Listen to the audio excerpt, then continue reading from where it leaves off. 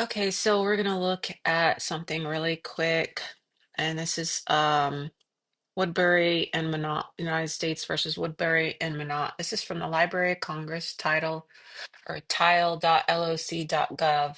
The Landmark of Freedom speech by Honorable Charles Sumner against the repeal of the Missouri prohibition of slavery north of 36 degrees, such and such. Landmark of Freedom speech. I'm doing word search, Woodbury. Okay, so he says here in his speech, but there is in the very bill an express prohibition on the territory borrowed from the ordinance of 1787 and repeated in every act organizing a territory or even a new state down to the present time, wherein it is expressly declared that no tax shall be imposed upon the property of the United States.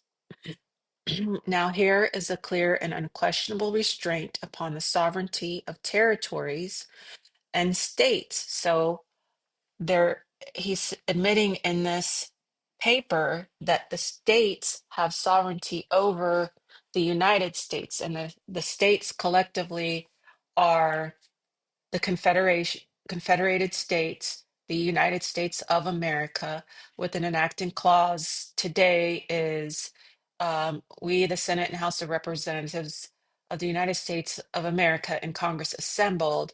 And so this um, uh, part of the government is sovereign over its creation, the United States, which is limited to some lands inside the states to do federal works. So this is what he's saying. He's saying that the federal government is trying to say that the states won't tax them. And he's saying, well, but the states are the sovereign. So how are you going to tell the sovereign that it can't tax you? The public lands of the United States situated within an organized territory or state cannot be regarded as the instrument and means necessary and proper to execute sovereign powers of the nation, like fortifications, arsenals, and navy yards. Okay, so they're speaking strictly of military things. They are strictly in the nature of private property of the nation. So the federal lands are considered private property, and as such, unless exempted by the foregoing prohibition, would clearly be within the field of local taxation, liable to the lands of other li- liable like the lands of other proprietors. So proprietors, we're going back to our code for proprietary interest only, as far as lawmaking power of the United States that are located within a state. The proprietary legislative power means that they have no more power than a regular private person, me, you, or anybody you know who just buys property on their own to build a house or do some farming or whatever they're doing. That's proprietor. They're purchasers, regular private people. And that's what he's saying. They are strictly in the nature of private property of the nation, and as such, unless exempted by the foregoing prohibition, would clearly be within the field of local taxation, liable, like the lands of other proprietors, to all customary burdens and incidents.